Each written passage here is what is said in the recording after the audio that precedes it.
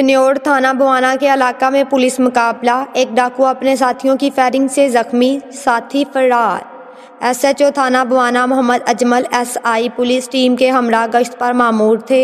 मुलजमान दोपहर के मोड़ के करीब वारदात की नीयत से खड़े थे। पुलिस की गाड़ी को देखते ही मुलजमान ने फायरिंग शुरू कर दी।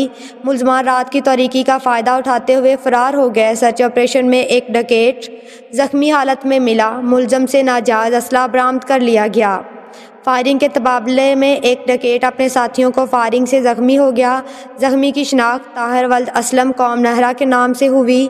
मुलजिम साबका रिकॉर्ड याफ्ता है। वाक़या की इत्तला मिलते ही सीनियर पुलिस अफसरान पुलिस की बारी नफरी मौका पर पहुंच गई। फरार मुलजिम की तलाश के लिए इलाका में सर्च ऑपरेशन हस्ब ज़ाब्ता कार्रवाई जारी।